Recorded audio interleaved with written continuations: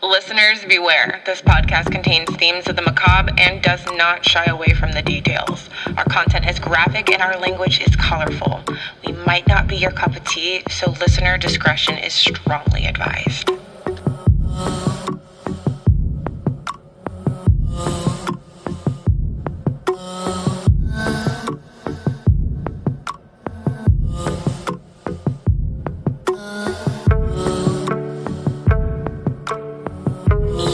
Tuned in to The Killer Tea, a podcast hosted by two best friends with a proclivity to decipher the deeply demented minds of murderers.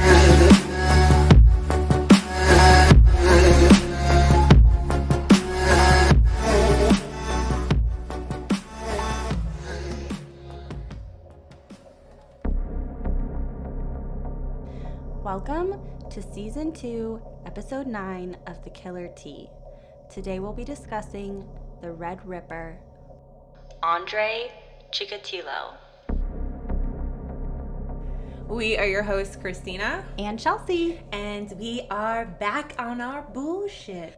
Hey, so you remember how last episode we said that we weren't going to talk about like cannibalistic serial killers who eat children? We lied. We fucking lied. We're back with the gross bullshit this week. Yeah, and okay, so we said fish was probably the worst serial killer that we had. Yep, we did. Well, boy, did we underestimate what history has provided us with. Oh, goodness. And you know what's crazy is I say history, but like he still was doing stuff in the 80s. Fucking 70s That's and 80s, man. Crazy. God dang, this is some bullshit. You want to set the scene? Because I feel like I've been setting the scene a lot lately. It's your sure. turn. It's your turn. We're gonna go to the motherland.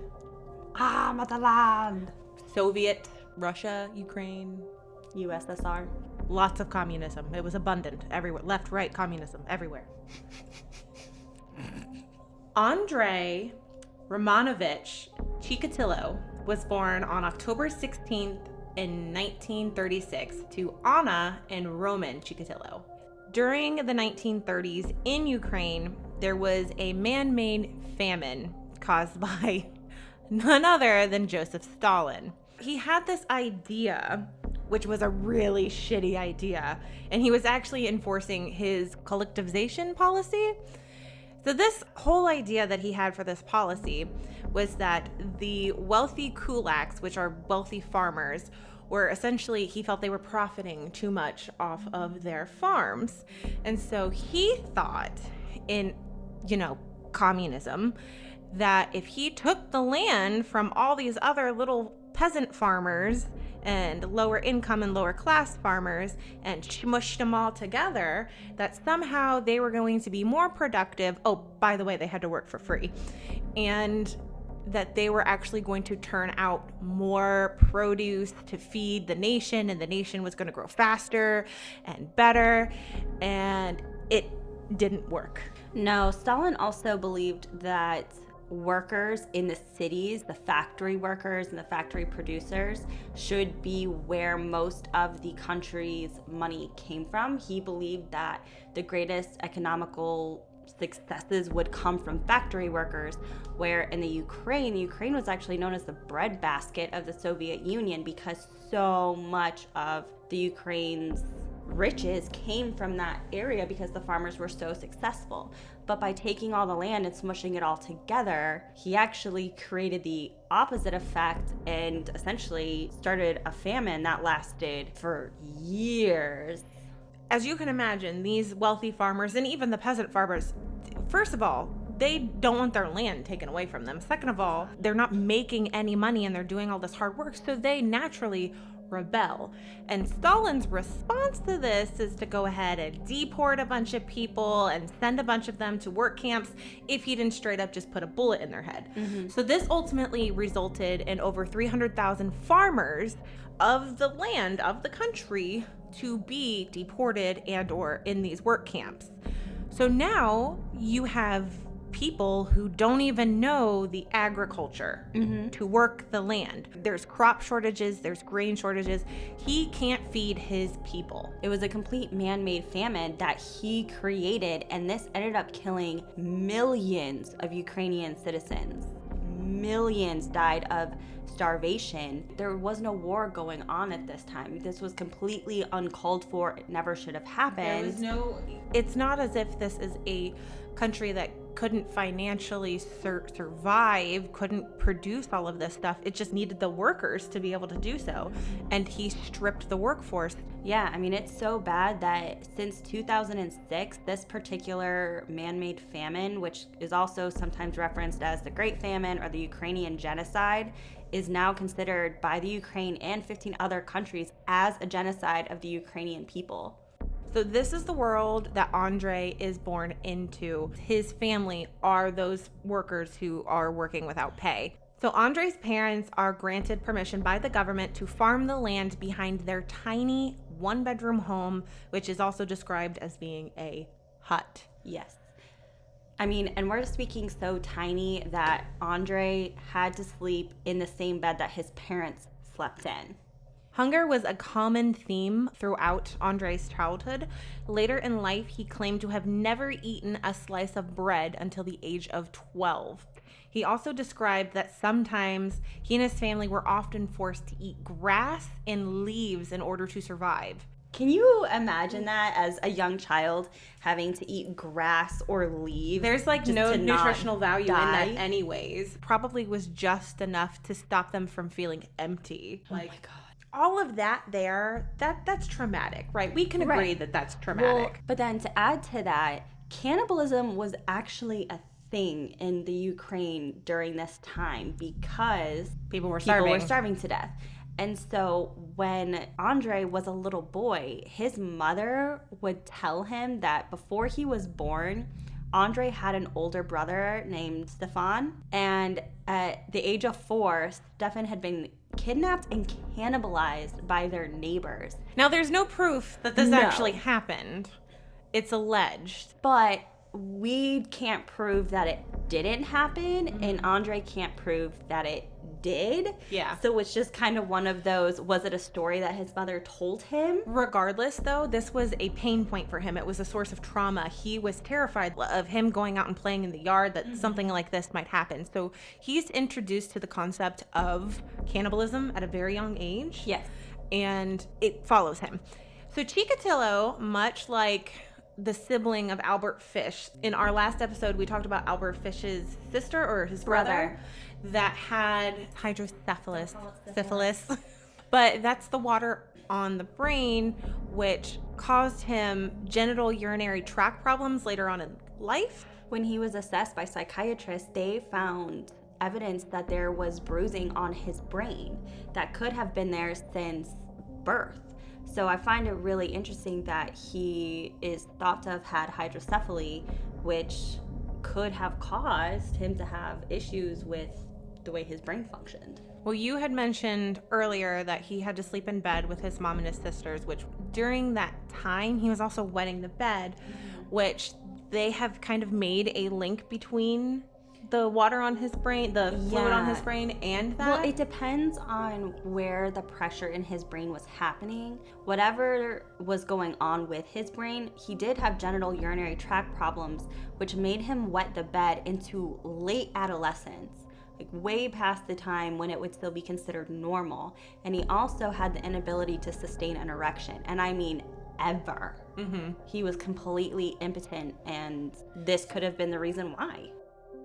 At the beginning of World War II, his father, Roman, was actually conscripted into the war against Germany, leaving his wife and the children behind without essentially anything to get them by. Well, no, I mean, they didn't have anything to begin with. So at this point, it's just up to Anna and Andrei. Roman would eventually get captured in the war and become a POW.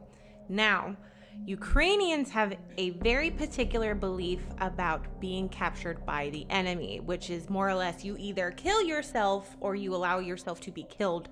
You never surrender. No, that was actually considered to be a form of treason. So when he did finally make it home, because he does survive this, he was ostracized by his fellow countrymen and shamed for being captured.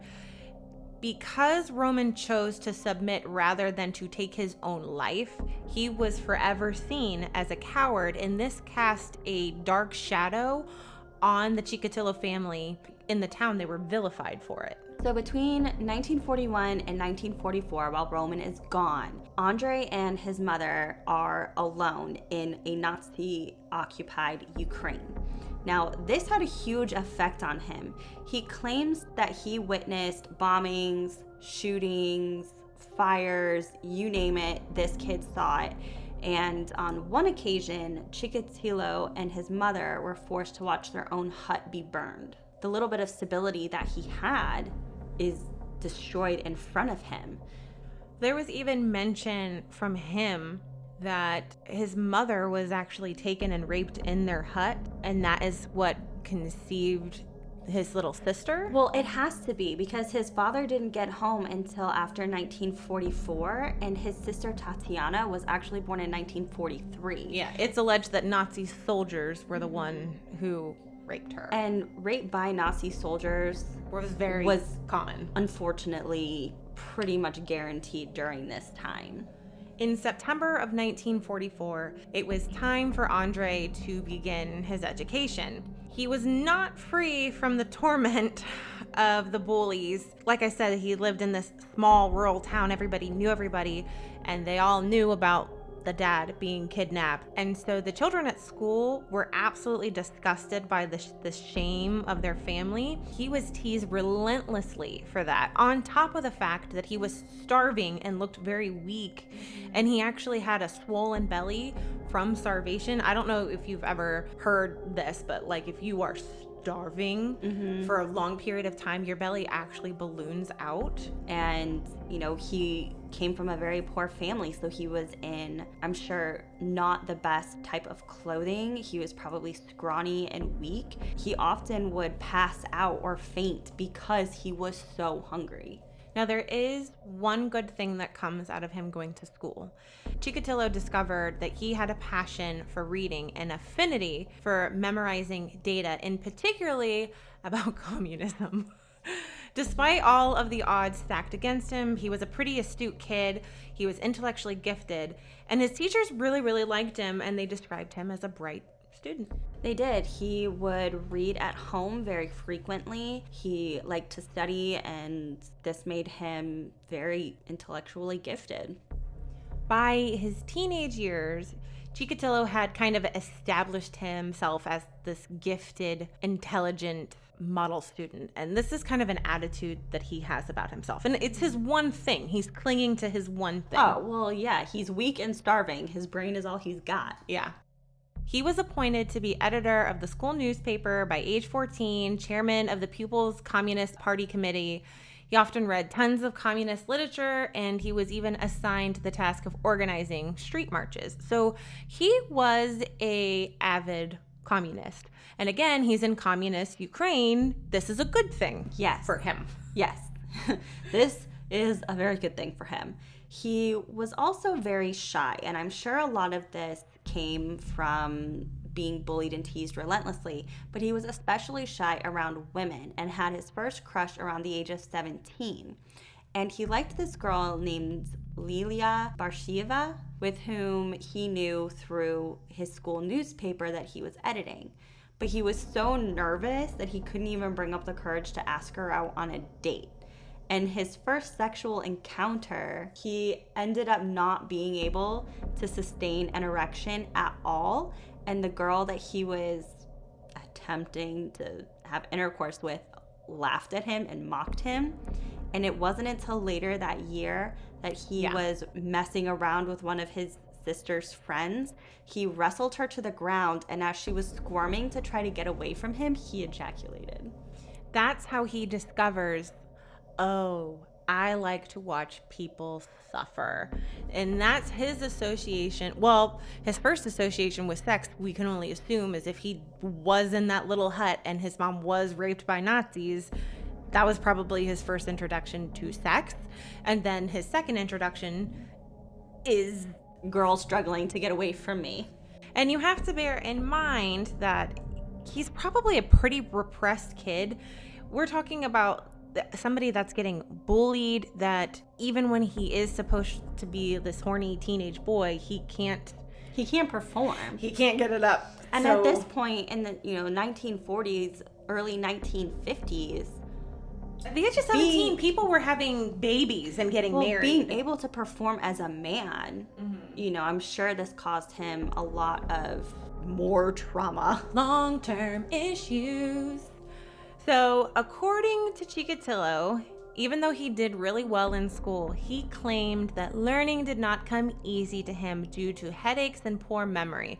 But then in the same breath also would tote being able to memorize all this communist literature. Right. Very interesting. He actually ended up being one of the few students from the collective farm families to complete his final year of school and graduated in 1954 with really, really good grades. However, so remember how I said that his brains were kind of his only thing? Mm-hmm. He applied for a scholarship at the Moscow State University. And although he passed the entrance exam and did okay, his grades were not considered good enough to be accepted into the scholarship or the state university. Instead of assuming that it was a fact that his grades just weren't good enough and other people beat him out, he went ahead and assumed that he was rejected because of his father's tainted war record. And it was 100% because he just didn't score well enough. It was not because of his dad. That point has been made very clear in the research. Yes. In 1955, he moved from the city of Kursk, where he worked as a general laborer for 3 months before eventually enrolling in a trade or vocational school with the intention of becoming a communications technician. So this, if he goes through with it, is going to elevate his status a little bit more. And that's his long-term goal.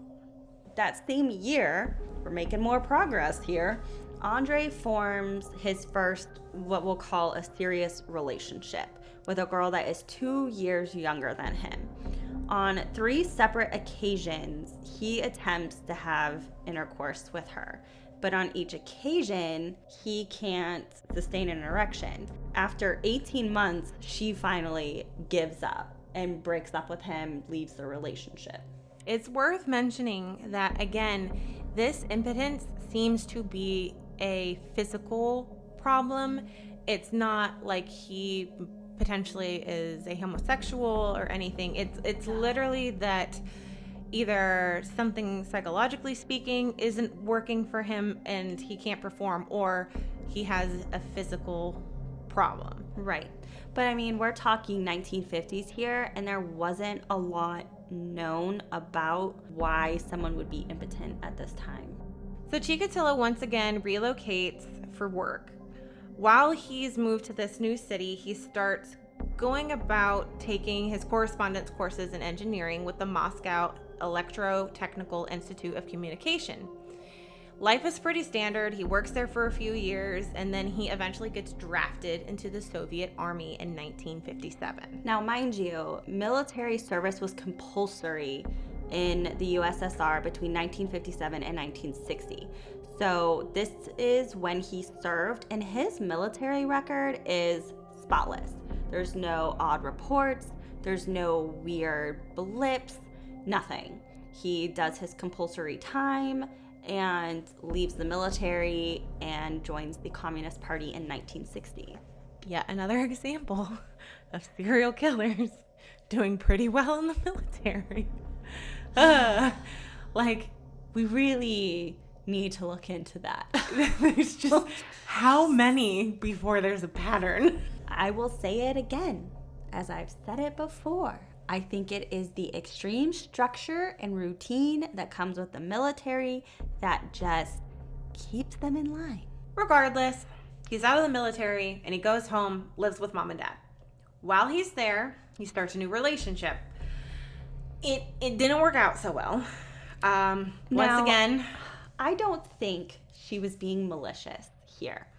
This girl that he was in a relationship with, again, he's impotent. He cannot have intercourse. She goes to her friends and asks for advice on how she can help him. I think she genuinely probably liked him and really wanted it to work. Yeah, I don't doubt that for a second. This majorly backfired for him because now these other young men know that he's impotent and he can't sustain an erection or have sex with women. And this results in more harassment from his peers.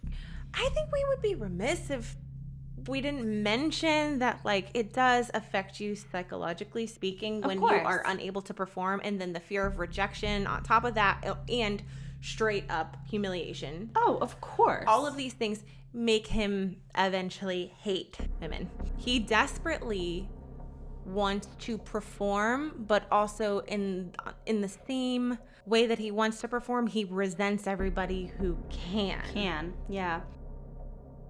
In a 1993 interview, ANDREI is actually quoted as saying, "Girls were going behind my back, whispering that I was impotent. I was so ashamed, I tried to hang myself. My mother and some young neighbors pulled me out of the noose. Well, I thought no one would want such a shamed man, so I had to run away from there, away from my homeland." And there is documented that he does try to kill himself during this time. Too bad he didn't succeed. I mean, anyways, we forgot to mention something about his mother. So while his dad was kind of a loving man, his mom wasn't. No, that's right. We didn't mention that. His mom is actually noted as being very fierce and unloving towards her children.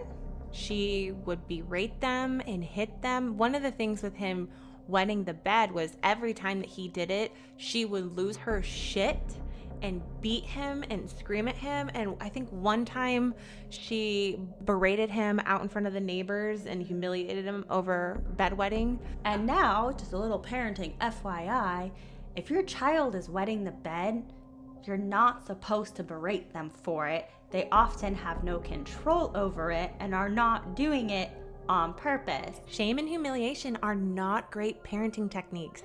No, not ever. ANDREI found stable work as a communications engineer in a town located north of Rostov-on-Don. He moved to the Russian SFSR in 1961, where he rented a small apartment very close to where he was working.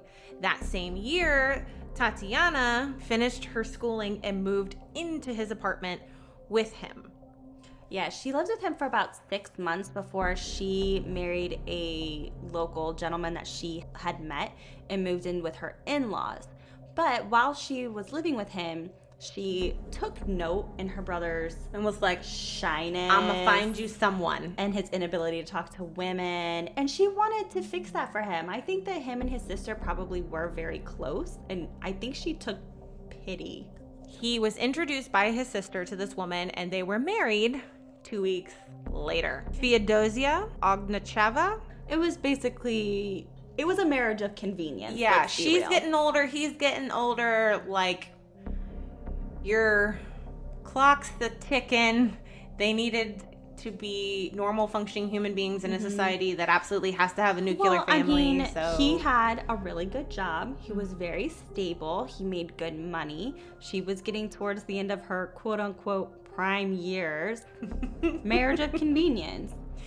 Okay, so this marriage of convenience makes me so uncomfortable. Chikatilo's impotence is a problem, right? He's married, he's a husband, they're expected to have children. Yeah, so they do. God, this is so gross. Okay, go on. I mean, she's a very tolerant woman. Yes. I'll give her that. She's a tolerant lady. They conceived 2 children, and how do they do it? How do they do it, Chelsea? I say conceive lightly. What he would do is he would ejaculate like onto her stomach, I'm uncomfortable. groin area, and then would use his fingers to like push his semen into her. Why? Fuck. Okay, sorry. I am an adult. I can be an adult. It's just so. So, in 1965, his daughter Ludmilla. Leodmila,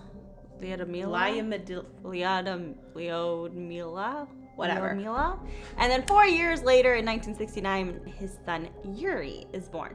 So, I mean, that's goddamn amazing that they That's impressive. conceived children that way. He must have had some strong swimmers.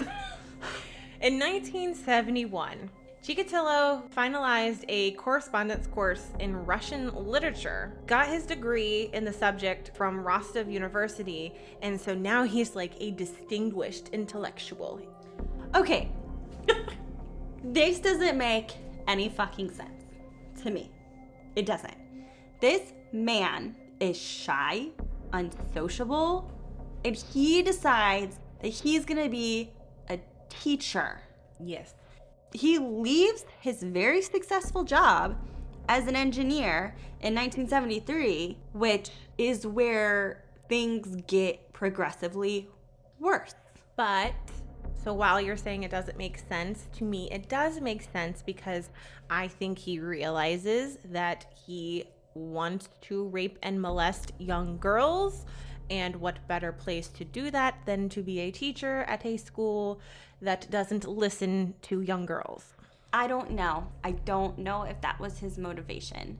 But he was a fucking terrible teacher. I mean, maybe he just, because he respected teachers so much and that was his escape, was education, maybe. See, now I think that explanation makes more sense. But it is noted that he was a terrible teacher. He was great with the knowledge aspect, but he couldn't keep his classes together. His students regularly mocked him, and he ends up committing his first known sexual assault while he's a teacher.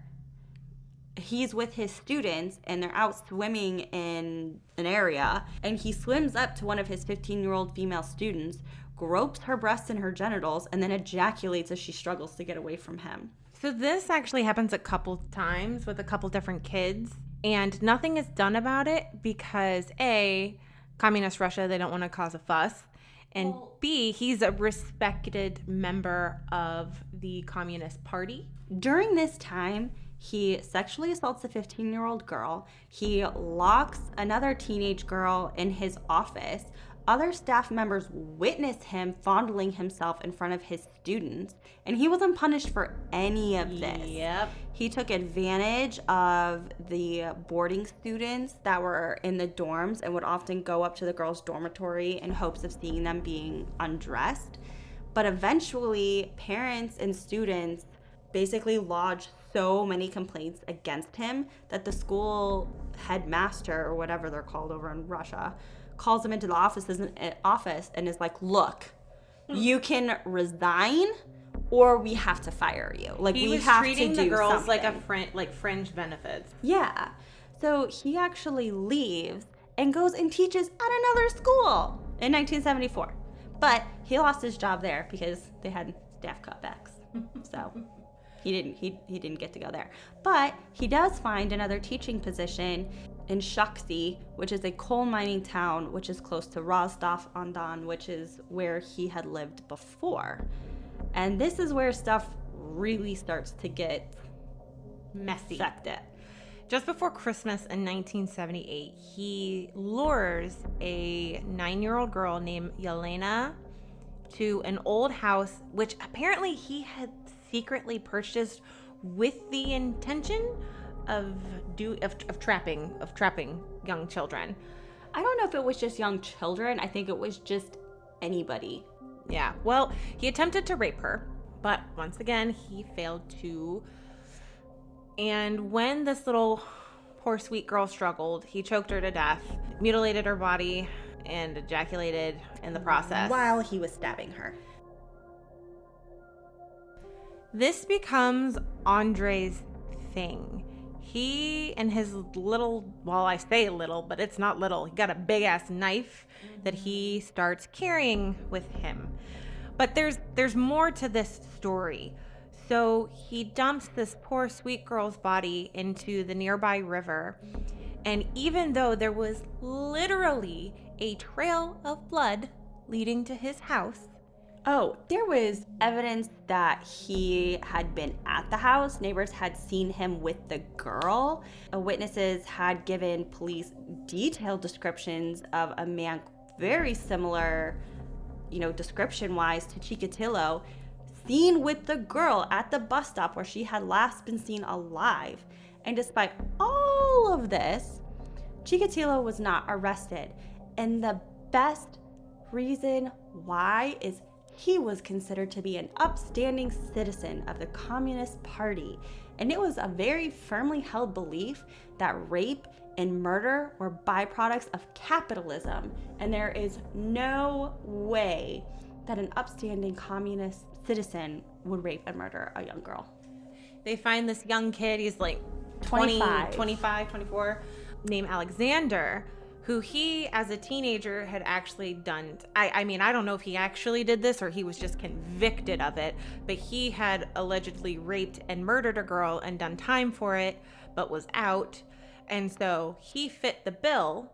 Oh, yeah. I mean, they nailed this poor guy to the wall. Well, I'm not going to say poor guy because he may have actually been a murderer and rapist. Well, yes, but the way they went about this is atrocious. So they went to this kid's, Alexander's home, found a spot of blood on his wife's sweater, and determined that the blood type matched Yelena's and Kravchenko, or Alexander's wife.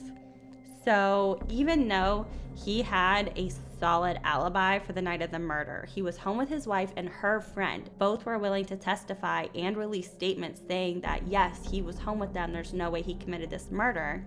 The police threatened them. Basically, they would throw them in jail with him if they didn't change their statements. So they changed their statements saying that he had been out all night and they didn't know when he had come home. So faced with these two statements, basically throwing him under the bus, Alexander confessed to killing her, but then at his trial recanted his confession and said that he had given it under extreme duress, but was still found guilty and sentenced to death and was executed by firing squad. Well, hold on. So he was sentenced to 15 years, but her family was like, that is not enough time. Fuck this. And they petitioned the courts to actually retry him. And then that's when he was convicted and then eventually executed for the murder of Yelena in July of 1983. So Andrei does this terrible thing, and then this other dude who literally has nothing to do with it whatsoever gets convicted not once, but twice, and the second time he dies. That's mental. And this is 1983. Now, it is important that we mention that in communist Russia, the newspapers were not allowed to report on these types of things. Which is why freedom of press is so important. Nudge, nudge, wink, wink. Not saying anything, but we're saying something. This is not something that the community knows about. And again, 1983. There is forensic science here. And I want to talk about this because this is a mishandling of justice. The forensic science exists well enough that there is more advanced testing that can be done, but the only reason why it isn't done is literally because it's communist Russia, and they didn't use that technology because it had not been discovered in Russia. So what they are doing, because you are going to hear mention of blood tests being done, is essentially their forensic science that they are creating to find what blood matches is they're just matching the blood types. Right. This is really important because it is a imperfect method. And we will find out why later. We'll talk about that more later. By March of 1981, he'd had so many complaints about child molestation to the schools that he was working at, he was forced to quit teaching. And this is when he begins his job as a supply clerk for a factory that is based out of Rostov. And this company produces construction materials. This job requires Chikatilo to travel around the Soviet Union to either physically be there to purchase materials or to negotiate supply contracts. He's basically a traveling salesman. Now, at first, I could not figure out why he wouldn't just go back to being an engineer. And then it dawned on me, this is convenient for him. It's very convenient. This is convenient. It's, dare I say, opportunistic. So on September 3rd of 1981, Chikatilo meets a 17-year-old girl named Larissa Kachenko, and she is at a bus stop that he passes as he exits a public library in Rostov. Now, according to his own words and his own confession, he lured her to the forest near the Don River with the pretext of drinking vodka and quote-unquote relaxing. Now, I've read that relaxing meant like hooking up at that point in Russia. Yeah, what I had heard was that he promised her alcohol for sex, and she was like, hell yes. And they went to go do it. But once again, little Larry Limpdick can't get it up. Well, and she laughs at him. She mocks him for this. Well, this enrages him. He flies into a complete and utter rage, starts putting mud and dirt into her mouth. Now, at this point, she's screaming. So he's just shoveling more dirt into her mouth while he's beating and strangling her. And as he's beating and strangling her, he ejaculates and then bites off her nipple. Because he had no knife with him like he normally did, he shredded the skin of her body with his teeth and maybe a stick. And then he doesn't even go to great lengths to cover up what he did. He covers her up with some leaves and some grass, and that's it. And her body was found the next day. On June 12th in 1982, Andrei traveled by bus to the Bavayatsky district of Rostov to purchase vegetables. During this time, he encountered yet another young girl who was walking home. Part of his modus operandi is, yes, he is opportunistic, but he has this little thing where he kind of trails his victims and searches for the perfect time to get them, but he carries a kill kit with him. This is when that really begins. Like, this murder of this young girl is where we really see his MO come to light. Like, this is where it really sticks for him. So he follows this 13-year-old girl on the path that she was on, and once they are secluded and there's nobody around, he jumps her. Then he takes her to this secluded area, tears off her clothes, and then again kills her by stabbing and using the knife and mutilating her, because that's kind of his thing. He stabs her while essentially imitating intercourse. Like, he can't get an erection, so he can't actually rape her, but he can have ejaculations. So he imitates as if he's raping her, but stabs her instead of rapes her. But this is where his signature thing kind of comes into play. She had been stabbed 22 times in her head, neck, chest, and pelvic region, but her eyes had also been subjected to being stabbed. And the reason for this is a very outdated belief, of course, but Andrei believed that the victim's eyes held the image of their killer. Well, a Russian or Ukrainian belief was that if somebody was murdered, like in particular, if you were murdered, the last image of the killer is imprinted on the human eye. So he would destroy the eyes of his victims in order to prevent that image from being found. With his new modus operandi kind of established, he goes on to kill another 5 victims between July and September of 1982. These victims were all between the ages of 9 and 18. Now, he does kill boys and girls and men and women, but he has an affinity in particular for women.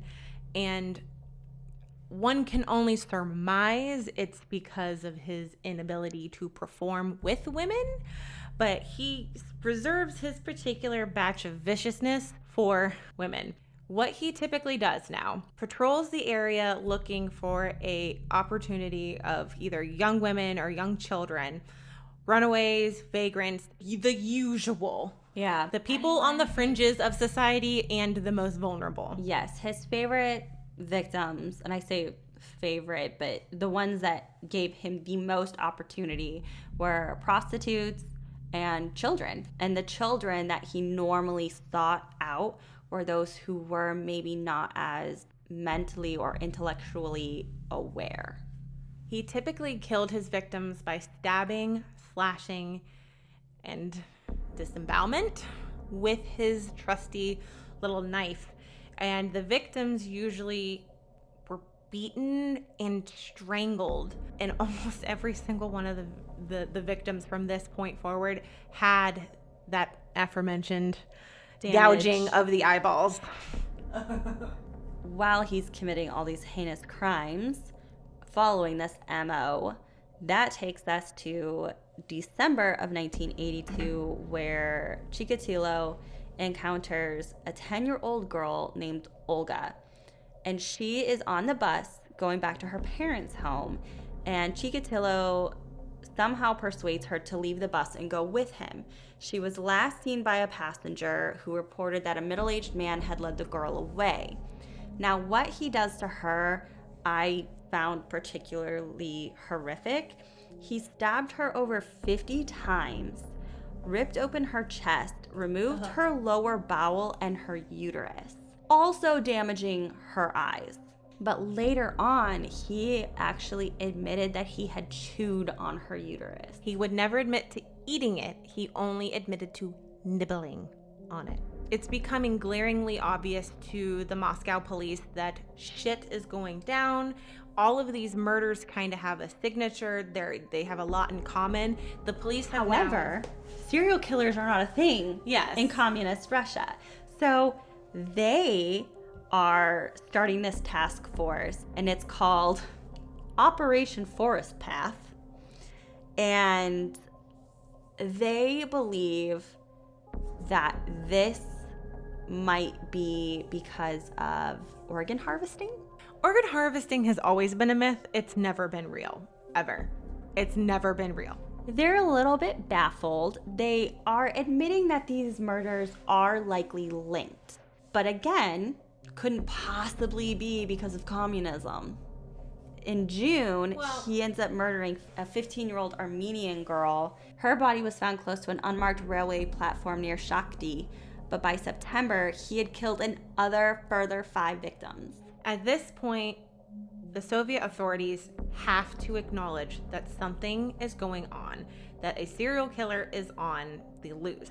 The police decide that they are actually going to take on some Western policing tactics. Of course, instead of it just being a sick individual serial killer, we have to blame it on the occult.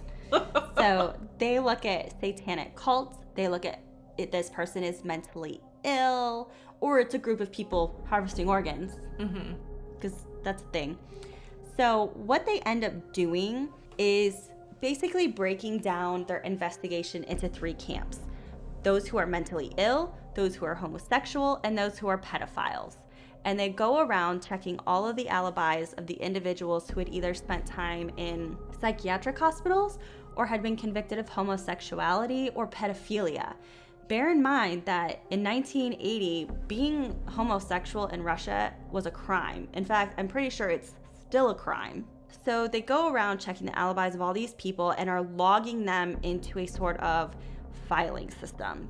So registered sex offenders are added to that list, and if their alibi was basically corroborated, they would be kind of checked off the list. This check. Unintentionally solves upwards of 1,000 crimes. Not to make this into a positive, but without these serial murders, nobody ever would have done anything about these 1,000 other unrelated crimes. Oh, yeah. Including 95 murders, 140 aggravated assaults, and 245 rapes. These were all solved, all in the pursuit of finding ANDREI. And during this time, several young men confessed to the murders. But then one would admit to the murder, and then they would find another body, and they would let him go. And then they would have another one that would come and confess to the murder, and then someone else would be murdered. So they'd be like, oh, well, we have to let him go. Well, so this is coming into the part of Soviet Russia that is becoming liberated. So the media is now you're allowed to talk more openly about these things for the first time in decades. Mm-hmm. So now this is getting more media attention, and ultimately the reality of why so many of these people are confessing and then, turns out more bodies keep popping up is because it's corrupt policing. Oh, brutal interrogations. They would keep people awake for days at a time before interrogating them, which at this point people would say anything they wanted just to catch a couple hours of sleep. So, we're talking really inhumane interrogation tactics.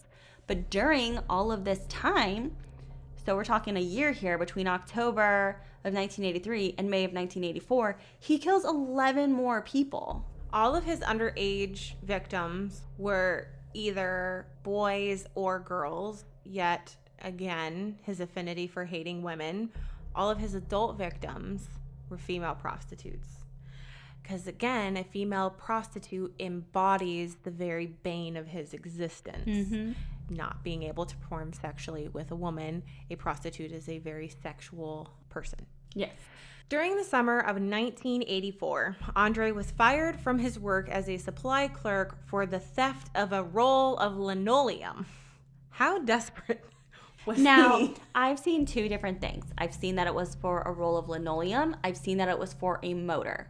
Now, I can't find which one it actually was. Yeah. But either way, in the USSR, skimming a little off the top was not uncommon. Mm-hmm. However, his boss fucking hated him and was looking for any excuse to get rid of him. So he fired him and filed charges against him because he basically refused to acknowledge that he had done it and his boss hated him. So, fuck off with your bad self. Now, Chikatilo knew that the courts were so backed up that he would likely never actually come to trial for these charges, and carried on getting another job as a different supply clerk in Rostov. Oh, and he also managed to find time to kill 6 other victims in the month of August. During the 1 month, he kills 6 more people. On September 13th of 1984, Chikatilo was then observed by 2 undercover detectives attempting to talk to young women at the Rostov bus station. Now, because all of these murders are popping up, you do have these undercover detectives that are being strategically placed in areas of the city where they presume is high risk for people. Yes. And it just so happens that they are on duty whenever they observe Chikatilo doing what he does. The detectives followed him around as he wandered through the city, continually trying to approach different women and then committing acts of frauderism, which is rubbing one's genitals against an unconsenting person in public. Yeah, so he basically would go up to women and rub his groin against them and then run away. Boy, if any motherfucker think, I'll rip your nutsack off in one. Ooh. Luckily, and unluckily, this gets him arrested. He has on his person a knife, a length of rope, and a tub of Vaseline. Fucking ew. And it was also discovered while he was under investigation for this frauduleurism that he was wanted for theft charges from his previous employee. So this gave the police the right to keep him. While they were interrogating him, his background was discovered and his physical description matched the description of a man seen walking alongside a previous victim named Dimitri. Well, they go ahead and take a sample of Chikatilo's blood, and the results revealed that he was blood group type A, whereas the semen samples that had been found on a total of 6 victims had type AB. Chikatilo's name was added to the card index file that the police had been using. However, the results of his blood type pretty much discounted him as being the killer. However, as you're reading it out loud. But this is what I mean by the antiquated police tactics with the forensic science. Had they taken on more of the Western approach, this could have been avoided. They would have known that in some cases, very rare cases, but in some cases, semen type does not match blood type. ANDREI has this rare condition that what Chelsea is describing ultimately means that his other bodily fluids don't always match up DNA-wise with his blood type. Mm-hmm. So that is why he's able to avoid being captured. But this isn't discovered until literally a few years later by a USSR scientist. He's basically checked off the list as, nope, this isn't this guy. But he is found guilty of the theft of property from his previous employer and is sentenced to 1 year in prison, but only serves 3 months and is released in December of 1984. Mind you, him and his wife are still married through all of this. Him and his children still have a relationship through all of this. That's just bizarre. Now, like I said before, skimming a little off the top was not uncommon, so maybe that wasn't like a good enough reason for his wife to divorce. Honestly, maybe divorce wasn't even a thing. We're talking Roman Catholics here. I mean, who knows, honestly. Chikatilo begins working at a locomotive factory after his release from prison. He does not kill again until August of 1985. While on a business trip to Moscow, he encounters a 18-year-old young woman named Natalia at a railway platform. He has a thing for railway platforms and trains and buses. It's convenient. He lured her away, and then, again, his MO, he stabs her 38 times. He killed again only 4 weeks later. Him being in prison scared him enough to keep him from killing for a whole year. But again, this is his thing. Like it's an addiction at this point is the best way that we can describe it. On November 1985, the bodies have piled up so much that the government at this point is like, look, this shit has to stop. And they enlist special prosecutor Isa Kostoyev. Isa Kostoyev was basically put in charge to supervise this entire investigation, which now has 15 different prosecutors, 29 detectives who are all just on this investigation. They're not responsible for anything else. This is their full-time job. Catch this dude, make it stop. Psychiatry is frowned upon. It's a new concept there, but has been being used in the United States. Well, actively. If you think about communism, thinking about yourself, individualism is not encouraged in communist Russia. It's about the collective, not individuals. So this has to show their level of desperation. Yes, and it's so desperate that they actually have to go like on the down low to talk to psychiatrist Dr. Alexander Bukhnovsky. The first consultation with him is basically the first look into a serial killer investigation in the Soviet Union. Like, this is groundbreaking stuff that they're doing here. So all crime scene and medical examiner reports are given to him, and the understanding is that he would give them a type of psychological profile of the killer. We're talking 1985. This is very late, considering psychological profiles were happening as early as the 60s in the United States. And shocker, they enlist in a professional who actually knows what the fuck he's doing and is using up-to-date forensic information. And turns out he creates this profile that is really, really close to our guy, Andrei. He describes 65 pages. 65 pages. Hims was confident. So essentially what he describes the killer is a reclusive man aged between 45 and 50 years old who had endured a painful and isolated childhood and who was incapable of flirting or courtship with women. This individual was of average intelligence, likely to be married and to have fathered children, but was also a sadist who suffered from impotence and could achieve sexual arousal only by seeing his victims suffer. The murders themselves were an analog to the sexual intercourse this individual was incapable of performing, and his knife became substitute for a penis, which failed to function normally. Because many of the killings had occurred on weekdays near mass transport hubs and across the entire Rostov Oblast, the psychiatrist also argued that the killer's work required him to travel regularly, and based upon actual days of the week when the killings had occurred, the killer most likely tied to a production schedule.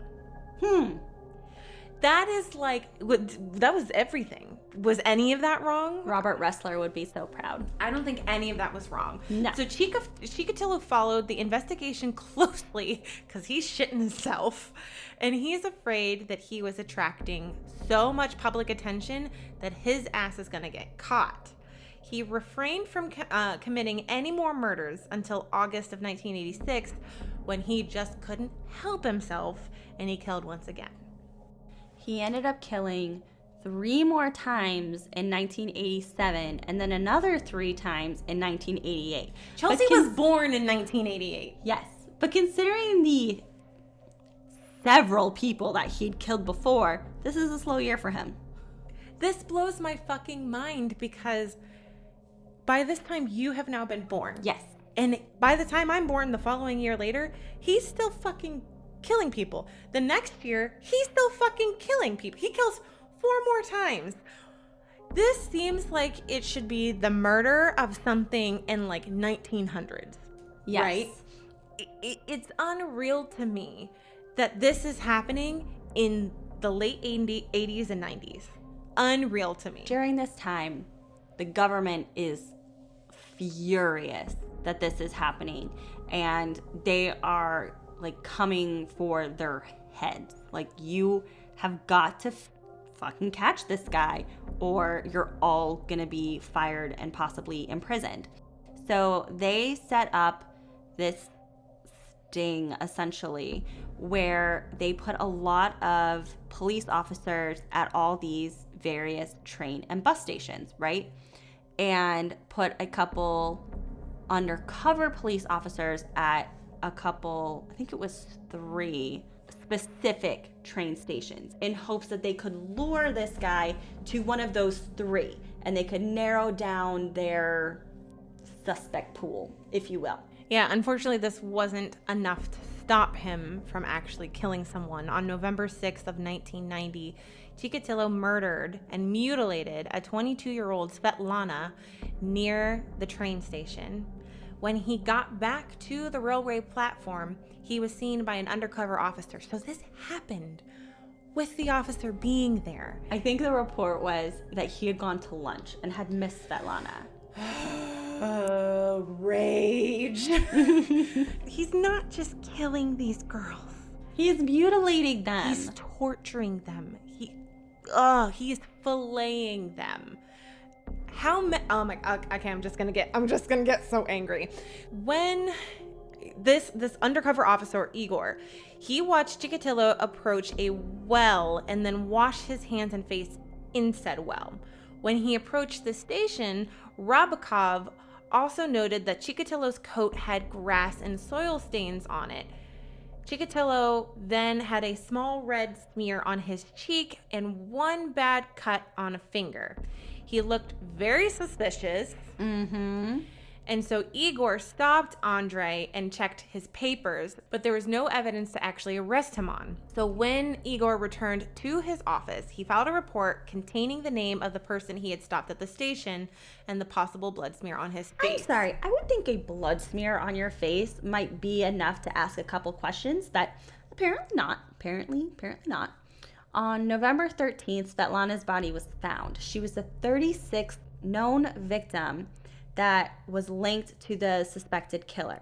So at this point, they have linked all these victims, 36 of them, together, and they are all linked together because of the type of damage inflicted to their bodies and especially their eyes.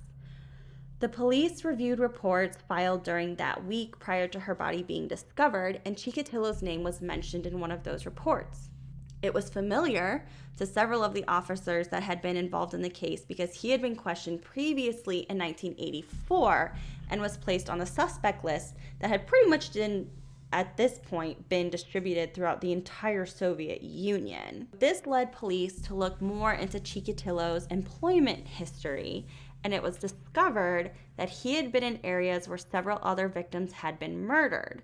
So now they went and questioned his former colleagues from his teaching years and discovered that he had been forced to resign from 2 teaching positions due to repeated complaints of sexual assault made by his students.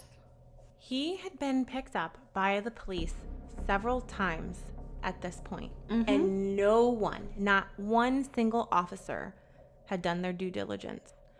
And the sheer volume of dead men, women, and children is astounding. Most of those, if not half of them, could have been avoided. Yep. On November 14th, police officially put Chikatilo under surveillance. While under surveillance, he was observed approaching women and children at bus and train stations. If the women or children ignored him, he would immediately move on to the next person and try to strike up a conversation with them. On November 20th, he was finally arrested by police after the police witnessed him attempting to strike up a conversation with a young man that they saw outside of essentially a bar. They arrest him for propositioning a child. Gross. And he gives a statement claiming that the police were mistaken and complained that they were targeting him because he had been arrested in 1984 and had been suspected of the murders when he was clearly innocent. They strip searched him and discovered he had a wound on his finger consistent with a human bite. He also had a folding knife and 2 lengths of rope on him at the time of his arrest. Now, why would he need a folding knife and 2 lengths of rope if he's just a nice gentleman out having a beer and Because it's a kill kit. propositioning underage children? Okay. We are now at November 21st, and formal questioning of Chikatilo has begun. Another sample of his elusive blood was taken. The hope was to get him to confess to being mentally ill or a sick individual who needed help. What this would do was hopefully get him to confess, and he would not be prosecuted by reason of insanity. Under Soviet law, they had 10 days in which they could legally hold a suspect before either charging or releasing him. Since their evidence was circumstantial, they needed a confession. Now, during this time is when that USSR scientist had come out saying, hey, wait a minute, semen doesn't always match blood type. You need to be checking for semen type as well. But of course, his blood sample comes back, and again, it doesn't match the semen analysis. So they need to find a way to get either a confession or a semen analysis.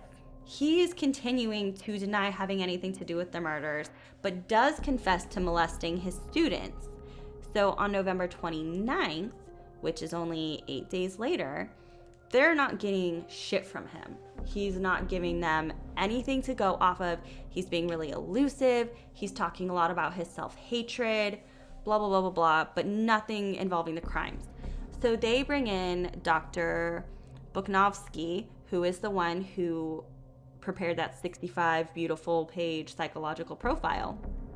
But the good doctor says that he does not want to be recorded. He does not want to have anyone else in the room with him, and doesn't want to be called to testify if he is in fact guilty. This is like his stipulations, right? But after 2 hours of talking to the doctor, Chikatilo bursts into tears and confesses everything. It's interesting because I don't know if this was the doctor's ability to use different psychological techniques on him. Oh, I'm sure it was. Or aside from all of this horrible stuff that he's doing, in his day-to-day life, he is considered a likable person. Oh, he is. He's not problematic in social circles. He's very well-mannered. He's kind. He keeps a very low profile. He's a hard worker. He's a part of the Communist Party. Like, he's doing everything that he is supposed to be doing to keep his nose clean, essentially. He would go on to be diagnosed with borderline personality disorder. It's interesting to me that he maintained his relationship with his wife. He maintained his relationship with his children, that people liked him. Well, I mean, he's essentially living in 2 worlds. Yeah. I mean, he's doing what a lot of serial killers are very good at. He's compartmentalizing. The next morning, Chikatilo confessed to 34 of the 36 murders police had linked to him. ANDREI gave recounts of the 34 murders, including some sketches of the crime scenes. He described the murders in great detail and admitted to police that he had tasted the blood of his victims. He also admitted that he had chewed upon the uterus of his female victims. Ned didn't confess to eating them, just nibbling, like we said before, and the testicles of his male victims, which he stated he had later discarded these body parts. But Chikatilo did confess to having swallowed the nipples and tongues of some of his victims. Bitch, you were a cannibal. You were a cannibal. You were a cannibal. Well, he goes on to confess to another 22 murders that had not initially been connected to the other 36, leading investigators to even leading investigators to the bodies of the victims that had not yet been found. Chikatilo was charged with killing 53 women and children between 1978 and 1990. 53. That is an absolutely inconceivable number of people. Inconceivable. August 1991, Chikatilo was transferred to the Serbsky Institute in Moscow to undergo a 60-day psychiatric evaluation to determine whether he was mentally competent to stand trial. So Chikatilo was analyzed by senior psychiatrist Dr. ANDREI Kachenko, who noted that Chikatilo suffered from various psychological problems, which he attributed to prenatal brain damage. Note, the bruising on the brain and the hydrocephalus that we discussed earlier. He diagnosed him with a borderline personality disorder with sadistic features, but he was fit to stand trial. Now, I didn't put this in my notes, but I listened to this in the Serial Killers podcast. They mentioned the interesting differences between the Soviet justice system and the United States justice system during this time.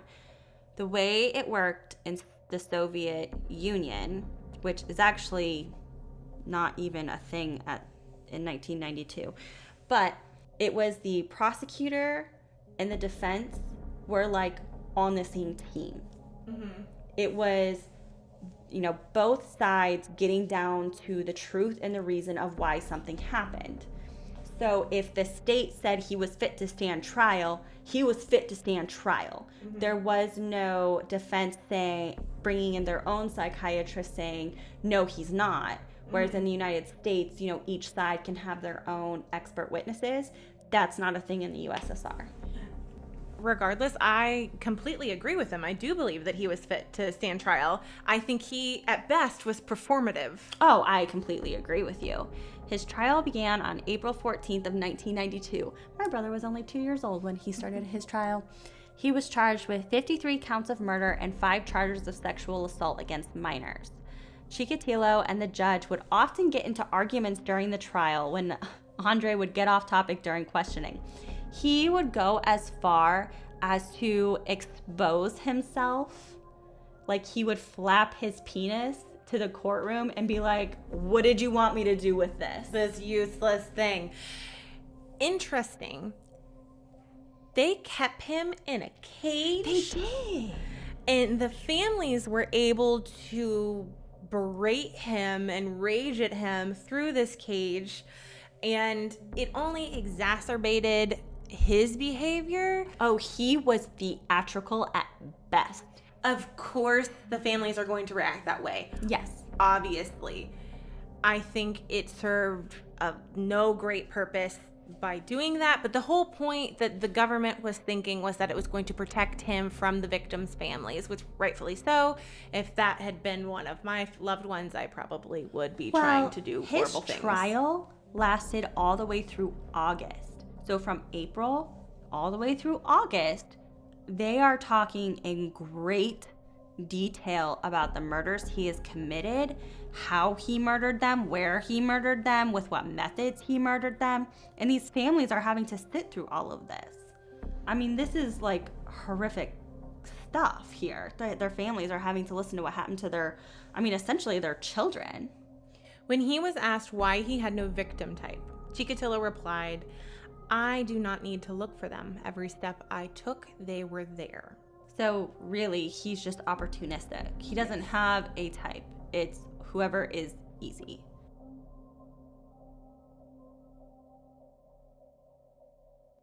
Things were not delivered until October. It took several months for the judge and the jury to go through all of the evidence and decide on what they needed to do. But in the end, he was found guilty of 52 of the 53 murders he was convicted of and was sentenced to death for each murder. Naturally, a year and a half of appeals, but they were like, fuck you. On Valentine's Day, 1994, ANDREI Chikatilo was executed by a single gunshot behind the right ear. He is now buried in an unmarked grave at the prison cemetery. Good. Fuck him. So, couldn't think of a better way for him to... Actually, I could think of lots of better ways for him to go. There are definitely better ways for him to go than but a quick I will gunshot. end up in prison. So, ANDREI Chikatilo, on our Dahmer scale, straight up 10 out of 10. Another 10 out of 10 this week. Wow. Fucking nasty, horrible, disgusting human beings. I don't believe in hell, but if I did, I'll see you at the fucking barbecue, because... Yeah, this is, he's a solid 10 out of 10 for me as well. He just, I thought Fish was really bad, and then I was researching this guy, and I was like, what the fuck? They're pretty fucking close, man. They're pretty fucking close. I completely agree that they are pretty fucking close. I don't like it. I don't want to talk about more murdering of children. Nope. I'm over it. Disgusting, horrible human beings. So we're gonna do palate cleanser. This is the palate cleanser. And I need some memes in my life. They don't even have to be serial killer memes. I just want some memes. When you don't find marijuana edibles in your Halloween candy like the news warned you about, excuse the fuck out of me. Excuse the fuck out of me.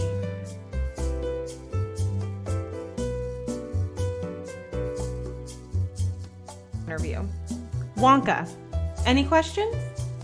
Oompa Loompa. So we just go out and start singing whenever a kid dies. Oh, shit. Oh my god.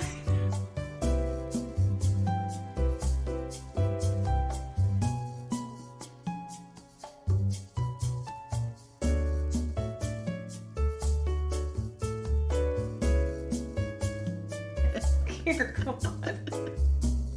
A person To be fair, Letterkenny fans. To be fair. We need to stop giving serial killers cool names like the Night Stalker or the Green River Killer. We should remove the mystique, make it sound less appealing. The Micro Penis Maniac, Bobby Dipshit, the Stupid Murder. The Green River Killer. Is that... No, the Golden State Killer. He had a micro penis. Did you see that in the news? No, I didn't see it. He has a micro penis. You deserved it. Deserve it. When I dunk my cookies, I think of you, and then hold them under until the bubbles stop.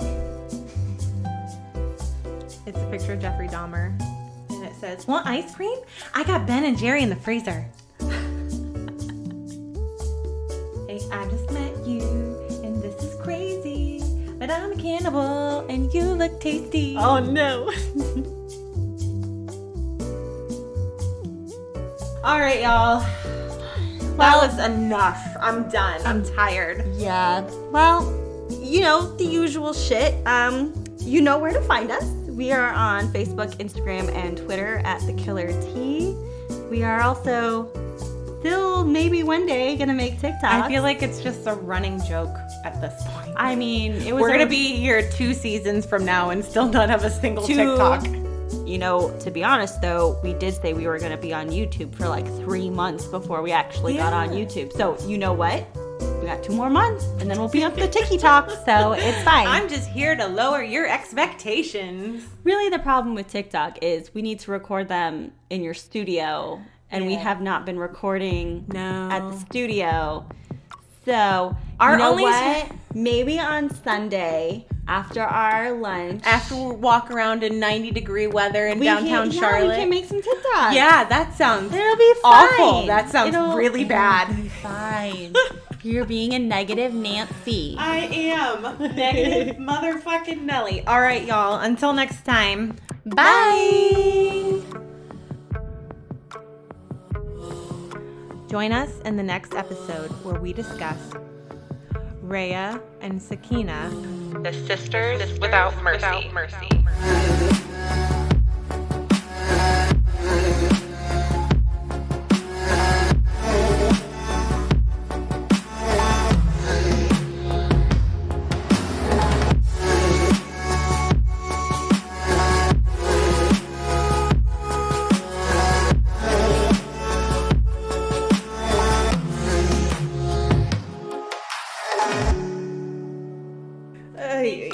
Without the fucking thunder. The sound effects.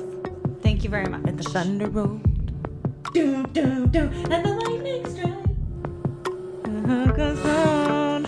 I sleep at night. This is why we can't record together. And the storm rolls on. Out of control. We can't stay on task. Doom, doom, doom.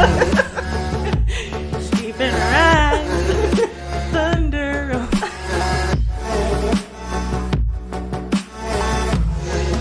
Welcome to Season 2, Episode 9 of The Killer T. On today's episode, Romanach Chikatilo. ANDREI Romanovich. Chikatilo. Your mom's a bitch. We can make fun of serial killers' names, right? They're like, fuck them. Yeah, okay. Fuck ANDREI. Fuck ANDREI. No, who's fucking on? Garbage human piece of fucking mongrel bullshit. Communist bastard. You fucking commie bastard. I can't put that one in there. No.